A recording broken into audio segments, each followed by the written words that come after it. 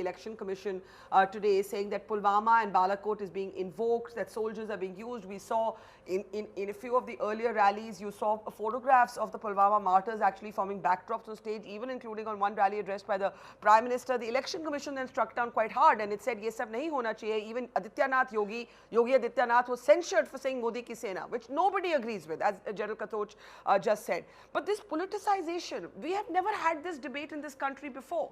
We have never had, you have a Tej Bahadur Yadav now becoming a candidate. You have former chiefs contesting elections. You have another army commander advising the opposition party on its security doctrine. There are political battle lines that could draw a divide, that is the fear, within the serving military as well. Though General Katoch and General Hasnain say there's no danger of that. But that is the fear being expressed. What do you think, Brigadier Agarwal? So I am clearly, my thinking is in line with what General Hasnain and General Katoch said, and let me amplify that. The type of question you ask and how you frame the question decides the kind of an answer you get. So with this term, politicizing the armed forces, I have three interpretations for it. First, the dictionary meaning, which is if an opinion maker within the force or outside it tries to influence the electoral franchise exercise decision of serving soldiers, that is politicizing the armed forces personnel. It could also enlarge into politicizing an institution at the larger level. This is clearly not happening. So as per the dictionary meaning of the phrase, this is not happening. The second meaning of the phrase, is there political interference in the functioning of the army? My answer is yes, there is a lot of political interference as a legacy. And let me give this by examples. When there are political delays in the procurement of essential aircraft, ships, submarines, bulletproof jackets and rifles, this is political interference. When there is the change of GSQR, remember Augusta Westland helicopters, to suit a particular company, and this change is made, nudged by, pushed by a political party. This, in my opinion, is political interference. Now coming to the third one, which is actually what you are discussing.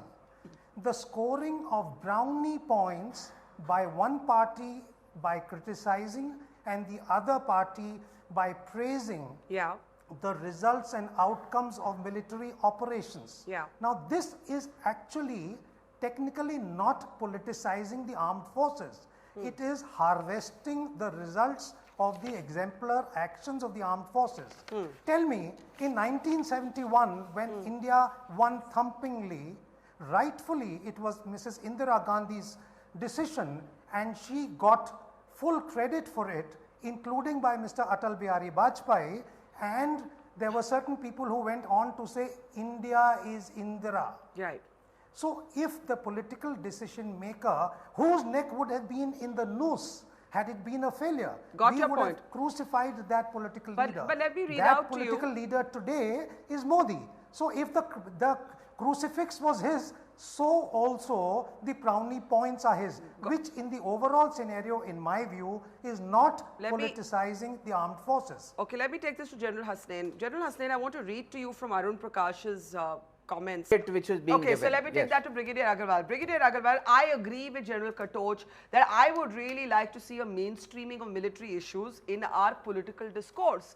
But those are not the issues. I think you were on one of my shows when a young daughter of a Pulwama martyr got up and said कि मेरे जो father हैं वो ना नरेंद्र मोदी के लिए उन्होंने अपनी जान दी ना राहुल गांधी के लिए, उन्होंने इंडिया के लिए अपनी जान दी. मेरे फादर की यूनिफॉर्म के नाम में आप वोट मत मांगिए. So answering this,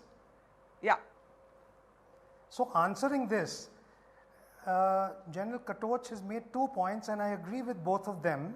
First was his concern about his point that more people should join, and General Nilendra Kumar's concern about the optics of the joining, which was also there with General Hasnain. Now let me give you a solution. We can easily, without detriment to nation building, have a clause in our rules of a mandatory cooling off period for all central and state government servants before they can officially join a political party. This will have many positive effects during the last leg of their service. So this is one suggestion which I put forward, a mandatory cooling off period. The period can be decided upon. Second, the point about more and more people joining which General Katoch made, I strongly endorse it. Rather than denying people their right or criticizing them when they exercise it, encourage everybody to have that privilege of expert military advice. The fact, why is it so valued? The moment a military man makes a statement, it makes headlines because of the credibility of a military man. So my point is exactly the same. More people should join more parties so that they are gradually I have to take last comments by the ethical behavior of most of these servicemen. But my last point, Barkha, here, if you examine all mature democracies and the contributions made by veterans to nation building, I think India is a sad example where consciously this vast pool of talent has been sidelined. Thank you. Okay. General Nilendra Kumar, I could see you disagreeing quite vociferously.